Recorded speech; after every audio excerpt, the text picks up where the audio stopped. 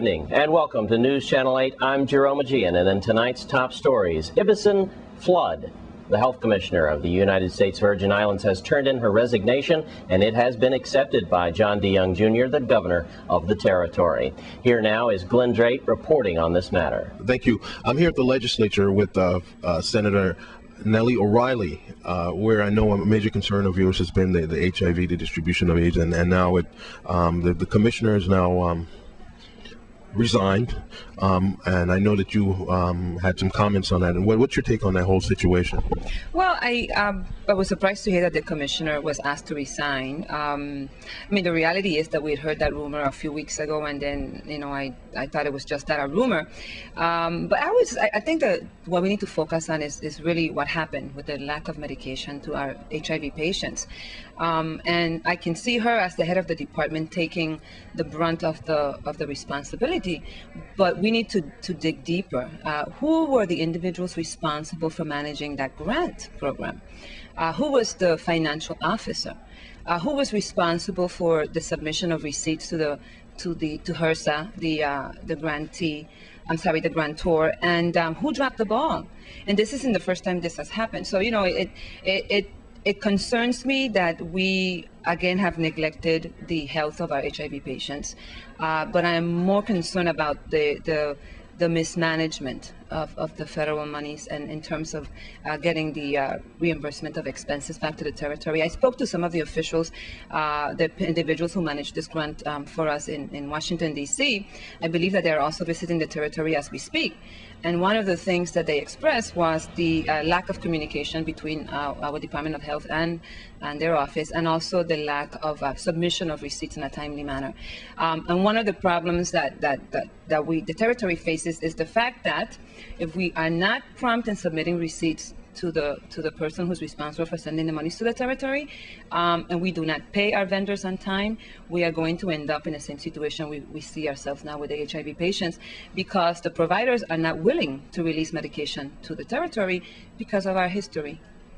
Now, after reading some of the articles in the papers today, there's some people are saying it's politics as usual. You indicated earlier that we all know that this rumor has been circulating for a while.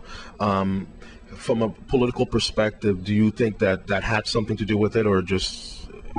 It was probably the straw that broke the camel's back. It's unfortunate because I really never had a conversation with the Commissioner of Health, Ms. Flood, so I'm not sure what her take on it is. But again, I think that placing the blame just on her, when we know that this is a program that we have been managing for a number of years, we know that this has happened before, and we know that there are individuals within that particular agency that manage that program that really were responsible for the submission of these receipts to the federal to the grantor. So I'm not sure that we are really identifying what the real problem is. You can place another commissioner at the helm of the Department of Health. That doesn't mean that we are addressing the real problem. Who were the people responsible for managing that grant? Who dropped the ball? Until people here either start losing their jobs or start going to jail, we're not going to have accountability. Also making headlines this evening, Alan Stanford. All of his assets seized, and how does that affect us here in the territory? Here again is Glenn Drake. Well, of course, the news broke yesterday here in St. Croix, as of course Sir Alan Stanford's Stanford's Financial Group Global Management, who had planned to do a project here in St. Croix. I'm standing right in front of the site, who was actually arrested for $8 billion in investment fraud.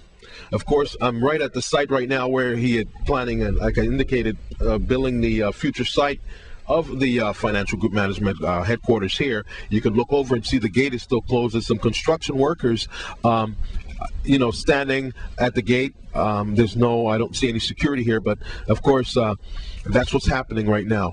We're going to take you and show you some of the other properties where the Stanford Financial Group has acquired here in St. Croix. Yesterday, the news broke, billionaire financier, that's right, Mr. Alan Stanford, investment fraud, $8 billion. Now, the SEC asked the court to freeze the company's asset and other action yesterday. If you could look at some of our pictures, we could see, of course, the yacht docked in the Gallows Bay Harbor. That's Mr. Stanford's yacht. If you looked on the hill and the cushion said ballpark, Of course, he purchased that home from the Kaiser family for $10 million, including many of the property on the hillside. Some blocks in downtown Christiansted where he owned some of the real estate there. And look at this picture right here. Of course, that's the Victor Borg Mansion, this yellow building in Christiansted, where, of course, Mr. Stanford purchased from Mr. Jeffrey Prosser for $7.7 million. Now, the charges stem from Stanford International Bank in Antigua, one of his numerous banks and investment houses. SIB, founded by Stanford in Antigua 22 years ago, has suspiciously consistent and suspiciously, of course, above normal rates of return for at least the past 15 years, according to the SEC complaint. Reports of potential problems at the bank began surfacing late last year. Now, the SEC says otherwise, contrary to the recent public statements by the SIB. Sanford and Davis, through the SCG, have wholly failed to cooperate with the Commission's efforts to account for the $8 billion of investor funds purportedly held by the SIB, reads the complaint, which is signed by the SEC attorney David Reese. In short, approximately 90% of SIB's claimed investment portfolios. We'll keep you abreast of course, the Stanford situation and how it is going to affect the territory as we continue to investigate more in this story. For News Channel 8, I'm Glenn Drake. Turning to the White House, the president has signed the stimulus bill, and it has passed through to the government. How does that affect us here in the territory? We turn to St. Thomas, where Lee Carl had an intimate conversation with Delegate to Congress Donna M. Christensen on this matter. The stimulus bill, and as we're talking right now, the stimulus bill is about to be signed. It looks like you did get a Democratic majority, but only 3 or 4 Republicans. Three Republicans. So, Delegate, you were in Washington, you've spoken to the president, you've spoken to your colleagues, and so if you had to put your finger on it, what is the most important part of that stimulus bill and how it affects us? Well, you know, for me, it's hard to say what's the most important part. I think there is a lot of money and programs, and a lot of programs as well, in the stimulus bill that can improve education. Both improve the physical structures as well as curriculum, and that's something that we greatly need. For the individuals, though, there is a tax credit of $400 per individual, $800 per couple, as well as a $250 addition to Social Security payments one time, and to veterans disability payments as well. So there's a small amount, but some additional income that'll come in very shortly. For those who are on food stamps, they will have an increase in food stamps, and I think we'll be able to provide more food stamps for more individuals as well. And that will not only help the families, but it'll help some of the businesses. People who are unemployed don't have to worry about having their unemployment terminated, because we're extending it, and there'll be a slight increase in unemployment as well. As we talk at this moment, the President's putting the pen to the paper, and what's interesting about it is you mentioned all those wonderful things. What's the time frame? How soon?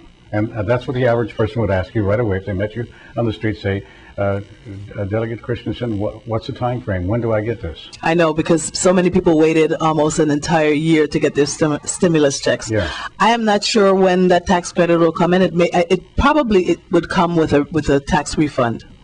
I would expect that by the time tax refunds start rolling in, that $400 or $800 would be there. Delegate Donna Christensen with us, and I want to thank her for taking the time out of her busy schedule. This is Lee Carl in her office here in St. Thomas for News Channel 8. Thanks, Lee. And we have more news after the break. Stay with us on News Channel 8.